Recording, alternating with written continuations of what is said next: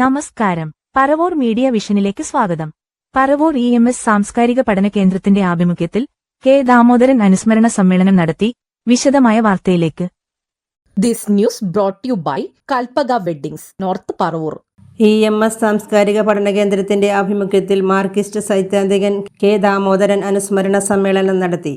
Paravur Kesari Balakrishna Pillai memorial town ഹാളിൽ നടന്ന അനുസ്മരണ സമ്മേളനം ഡോക്ടർ സുനിൽ പി ഇളയിടം ഉദ്ഘാടനം ചെയ്തു.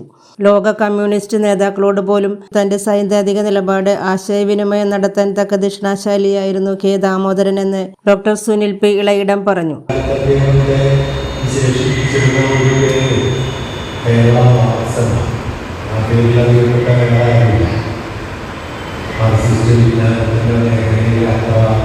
വിപുലമായ വിജ്ഞാനം ഉള്ളവരായിരുന്നു ഇത്രയെങ്കിലും വിസ്തരിക്കാൻ പോകുന്ന ചരിത്രം ഉദ്യോഗങ്ങളുണ്ട്. ഗ്രന്ഥശാല പ്രസ്ഥാനത്തിൻ്റെ തുടക്കക്കാരൻ ആയിരുന്നു അദ്ദേഹം എന്ന കാര്യം ആശയപ്പെട്ടാണ്. അതുപോലെ ഒരുപാട് കാര്യങ്ങളുള്ള തുടക്കക്കാരനാണ്. കേരളത്തിലെ ആദ്യത്തെ സ്റ്റുഡൻസ് മൂവ്മെന്റ് വിദ്യാർത്ഥി പ്രസ്ഥാനം കേരള വിദ്യാർത്ഥി സംഘം എന്ന പേരിൽ 1930 രൂപപ്പെട്ടത്. അതിൻ്റെ ആദ്യത്തെ സെക്രട്ടറി ഏതാണ്ടാണ്. കേരളത്തിലെ കമ്മ്യൂണിസ്റ്റ് പാർട്ടിയുടെ രൂപീകരണത്തിൽ ഉൾപ്പെട്ട ആദ്യത്തെ 4 അംഗങ്ങളിൽ ഒരാളാണ് ഏതാണ്ട്. 1937 ജൂൺ മാസത്തിൽ കോഴിക്കോട് വെച്ചാണ് 4 അംഗങ്ങൾ ഉൾപ്പെട്ട ആദ്യത്തെ കമ്മ്യൂണിസ്റ്റ് പാർട്ടി ഘടകം നിലവിൽ വരുന്നത്. പി കൃഷ്ണപിള്ളയും EMS NC ശേഖരും കെ ദാമോദരനുമാണ് അതിലെ അംഗങ്ങൾ.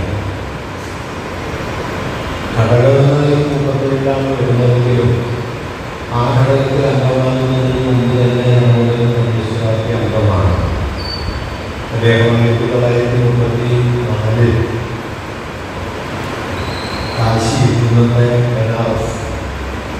ബനാറസ് യൂണിവേഴ്സിറ്റിയിൽ അദ്ദേഹം വിദ്യാർത്ഥിയാണ്. ബനാറസ് സർവകലാശാല ബ്രിട്ടീഷ് സർവകലാശാല സമ്പ്രദായത്തിനെതിരെ ദേശീയവാദികളുണ്ടാക്കിയ സർവകലാശാലയാണ്. സ്വാതന്ത്ര്യ പ്രക്ഷോഭത്തിൽ പങ്കെടുക്കുന്ന ആളുകൾ അവരുടെ നേതൃത്വത്തിൽ ഉണ്ടാക്കിയതാണ് കാശി വിശ്വവിദ്യാലയം. അവിടുത്തെ വിദ്യാർത്ഥിയാണ് ദാമോദരൻ. അദ്ദേഹം വിദ്യാലയത്തിൽ പങ്കെടുത്ത് അദ്ദേഹം ജയിലിലടക്കപ്പെട്ട് ജയിലിൽ നിന്ന് പുറത്തു വന്ന് പഠനാർത്ഥം അദ്ദേഹം കാശിയിലെത്തുകയാണ് ചെയ്തത്. ഡോക്ടർ KV കുഞ്ഞികൃഷ്ണൻ അധ്യക്ഷനായി.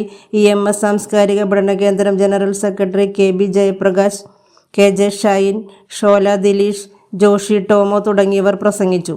This news brought to you by Kalpaga Weddings, North Paravoor.